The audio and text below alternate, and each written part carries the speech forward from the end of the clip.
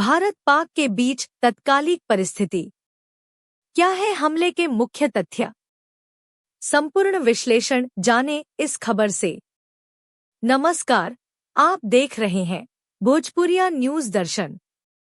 आज का प्रमुख खबर आपको बताने जा रहे हैं भारत और पाकिस्तान के मूल तथ्यों को, जिसके आधार पर युद्ध की शुरुआत हुई और जिसके आधार पर इस जंग को मुकाम तक पहुंचाया जा रहा है। समझिए उस तथ्य को जो सालों भर आतंकवाद की खेती कर भारत पाकिस्तान सीमा के आसपास अशांति फैलाने का प्रयास करते रहते हैं। हम बात कर रहे हैं पाकिस्तान की, जिसने पहले पाक अधिकृत कश्मीर के अलावा पूरे जम्मू कश्मीर को हड़पने की नियत और हवाई ख्वाब पालकर बैठा था। बार बार की खिंच से तंग आकर भारत ने उसे सख्त कानून बनाकर जम्मू कश्मीर को और अधिक सुदृढ़ बनाया। कश्मीर में अमन चैन की बहाली हुई और रोजगार के सृजन होने के साथ ही वहां के सुंदर वादियों में लोग स्वतंत्र रूप से विचरण करने लगे। भला यह सब पाकिस्तान को कैसे अच्छा लगता? उसने छद्म युद्ध जारी रखने का अपना अभियान परोक्ष रूप से जारी रखा ताकि कश्मीर के लोग बेचैनी में डूबे और इसकी छवि अपने ढंग से भरोसा जा सके।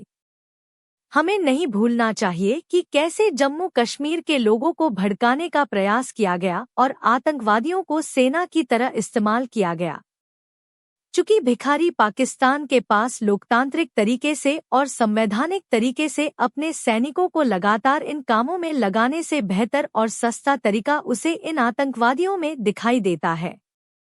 इसी का एक घिनौना तरीका उसने पहलगाम में भारतीय नागरिकों को अमानवीय तरीके से हत्या करवाई।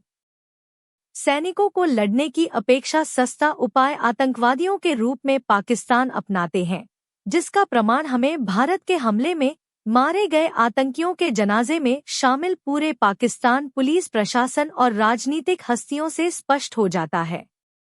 उसे लगता है कि हम कम खर्चे में भी भारत के साथ लंबे समय तक छद्म युद्ध में टिके रह सकते हैं, जबकि दूसरे ओर भारत के द्वारा अपने रक्षा प्रतिरक्षा में अरबों रुपए खर्च कर संवैधानिक तरीके को अपनाया जाता है। भारत में मारे गए आतंकियों के शव को सरकार या पुलिस प्रशासन कंधा नहीं देती।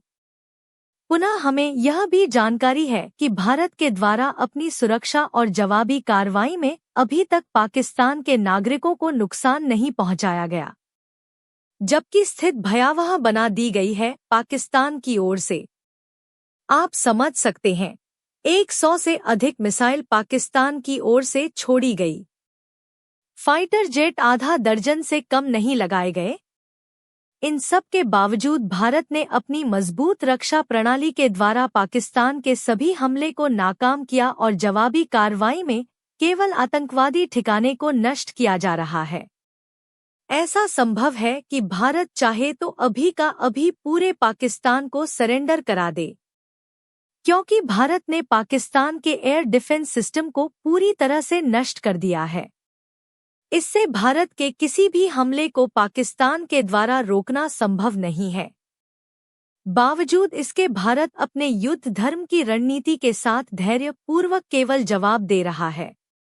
इस तरह से यह कहा जाए कि पहले हमला न करने की रणनीति पर अभी तक भारत काम कर रहा है तो गलत न होगा, लेकिन यह तो भारतीय सेना और देश की सरकार को तय करना है कि कैसे और किस रूप में और पाकिस्तान को सबक सिखाएगी। अब एक चीज तो तय है कि भारत के पास मौजूद मुख्य रूप से air defence system S-400, Rafale जैसे स्टील्थ एयरक्राफ्ट एवं laser guided missile operation Sindoor के तहत पाकिस्तान को बर्बाद करने के लिए काफी है। यहाँ के नागरिकों के सुरक्षा के सवाल पर सरकार और सेना एक पल भी चैन से बैठने वाली नहीं। यह था हमारे ब्यूरो हेड A.K. गिरी की एक रिपोर्ट।